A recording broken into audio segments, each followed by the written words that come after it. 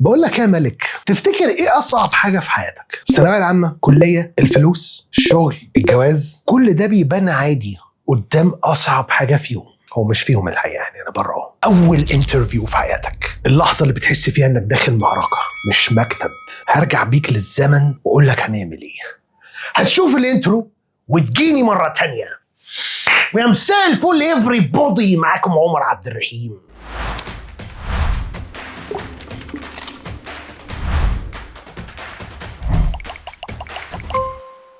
اهلا وسهلا بيكم يا شباب ويا بنات في فيديو جديد. خليني احكي لك عن اول انترفيو ليا.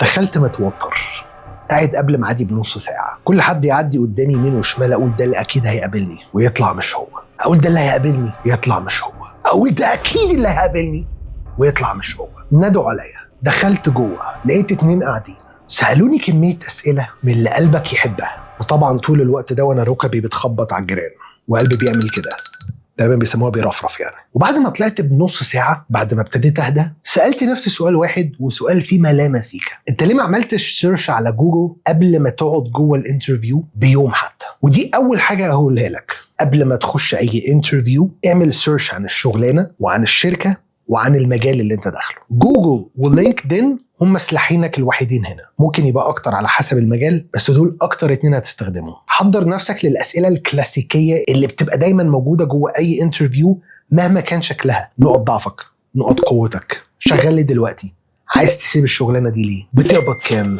محتاج تبقى محضر الحاجات البديهيه جدا. اللبس اللي انت هتلبسه يساوي اول انطباع هياخدوه عنك، فلما يكلموك عشان تروح الانترفيو اسالهم الدريس كود ايه، ولو ما تعرفش ورايح على عماك خليك في السيف سايد، سمارت كاجوال. محتاج تخلي بالك قوي من البادي لانجويج بتاعتك. بص في عين اللي قدامك دايما، مش وانت بتجاوب على السؤال تبقى عينك تفضل تعمل كده. ابتسامه بسيطه مش اوفر، عشان ما يحسش ان انت مجنون ولا اللي هو مكشر، يحس ان اهلك جابرينك على الجوازه دي. ايدك فوق الترابيزه من فوق كده، بلاش تبقى من تحت وتبقى قاعد عامل كده. انا نفسي لو صورت لك فيديو وانا قاعد عامل كده انت مش هتبقى مبسوط، مش عشان كرشي، عشان مش هبقى راضي عن نفسي ولا انت راضي عنه. في اخر الانترفيو اسال اسئله، سؤال او 2، وتكون فعلا اسئله موجوده عندك، مش مجرد عشان تهبط سؤال وخلاص. التوتر طبيعي، وهم على فكره بيبقوا عاملين حساب ده، بس التوتر اول دقيقتين لو عدوا دول اصلا هيدوك الثقه فيما بعد. ولو عايز طريقه مثلى تتخلص بيها من التوتر بتاع الانترفيو، انا هقول لك انا عملت ايه ونفع معايا من اخ لاخوه. خش انترفيوهات كتيره جدا حتى لو انت مش محتاج الشغلانه، عشان بس تاخد الاكسبيرينس بتاعه التوتر